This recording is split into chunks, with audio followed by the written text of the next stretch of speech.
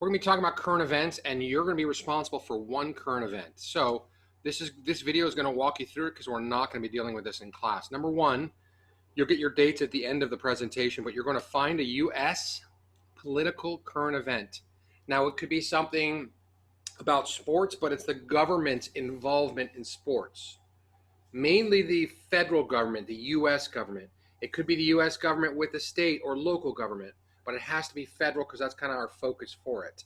Okay, it must be within 2 weeks of your presentation date. So if you have the first one this week, you can go back 2 weeks if you want to. Okay, please use a mainstream news source. They're very important. You'll have to reflect on that in your writing, which source you picked and the bias that is inherent in that source, whether it leans left or whether it leans right.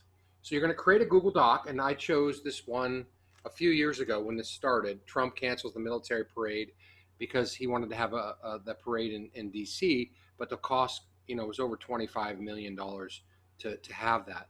So please title your doc with the heading Trump cancels military parade, okay? And then Politico as well. Answer the 6 prompts that are going to be given on the next slide. So you can see once you put this on, you're going to end up putting this on the Google Classroom. You can also share this with me just in case that it doesn't work. So then I have it, I know you finished it. Just a heads up on that. So here are the writing prompts. You can see on the right there are mine, just as an example. So your coverage is 400 to 800 words. And there are 6 prompts I'm asking you to do, which comprise of the 4 to 800, and that's your landing zone. So most people go to 400 and then stop.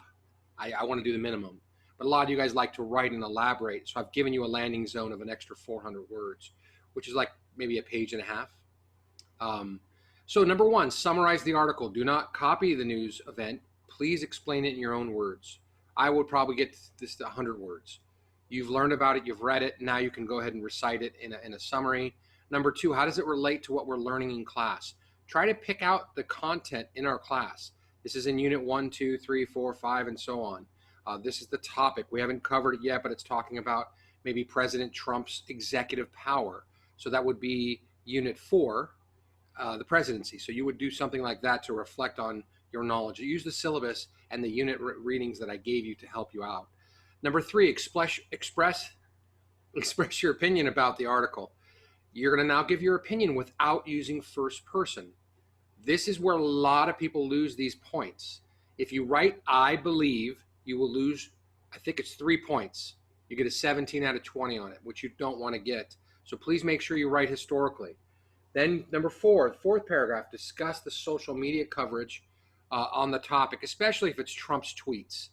Because again, he's the one of the top users for Twitter, but again, it's so volatile. Look at the reactions to his Twitters, the retweets, the comments, the likes. It's one of the most powerful in terms of, I don't want to say it's positive.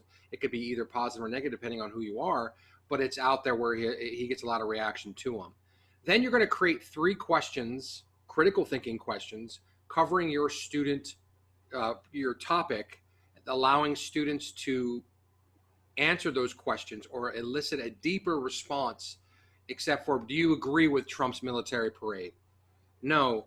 You could say something, do you feel the costs of the parade are warranted in light of taxpayer money? Ask people to elaborate on something, go a little deeper with it, not just yes, no in the process. And then you're going to end up attaching those. I'll show you how to do that on the Google slides. What's the source? The last thing you're going to discuss is the source. I did Politico. Politico was a middle of the road one. They really don't give much opinion, even though they might. They just tell you what the facts are and then what people said about it. Was there bias and any intent? So please make sure you do that in a few sentences there to get to your 4 to 800. Attach the link on Google Classroom so I could see the link, your Google Doc, and then your critical thinking questions below, and I'll show you how to do that. There's the remaining of mine. So look at the social media. I put it Trump's tweet about it, and then I put Andrea Junker on the left and Marianne. Why am I not remembering her name? Conway. Kellyanne Conway. Jeez, that was bad. Kellyanne Conway, who's now quitting or stepping down in the next month as the chief advisor to the president. So you can see how that's going on there. Now, here we go. Google Classroom. Go to your class, share something with the class, okay? Then you're going to go ahead and find your doc. So you can click the paperclip and you can say Google Drive, add your current event file, and then you can also click the, not the paperclip on the left or the Google Drive will work as well, but the paperclip on the far right is a hyperlink, which will copy and paste your link from the website there. That's an easy way to do it. So those are the 3 steps to get there. The final step is this is what you see once you hit submit or share, and then it automatically will go onto our feed on Google Classroom for your class. The next step will be to click add class comment. And this is where you're going to copy and paste your 3 questions here like Hope did. This is what it should look like. I see the title at the top, shutdown law longest in history as Congress skips town. And then boom, she has Politico. There's the link. There's her Google Doc. And there are her questions at the bottom down here. Okay? So there's the timestamp. There's the title of the current event. There's the current event doc. There's the link. And then there are her critical thinking questions that people can now answer, guys. As you can see here, classmates will read the article, I hope, or just the topic and know about it, and they can respond. So here's Claire responding to them, and you have to respond with at least 50 words. And there's a max participation points that you can get, 3 per current event. So Claire got enough to probably earn 2 to 3 points.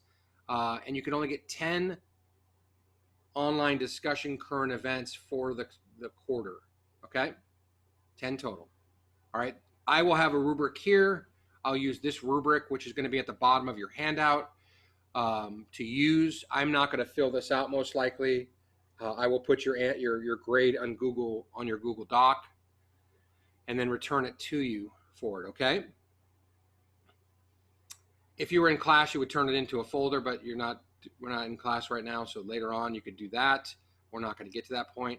So the next thing you're going to see here are the current events for each class period.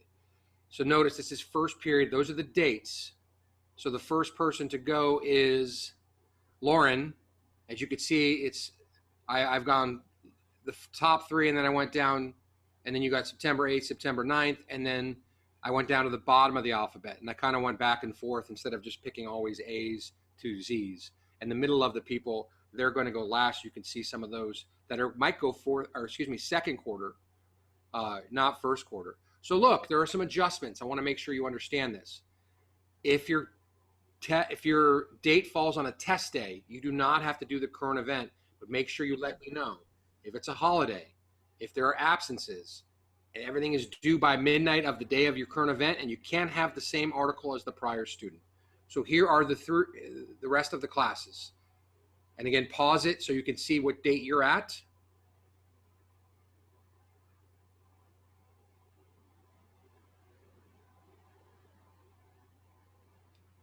And that's it, guys.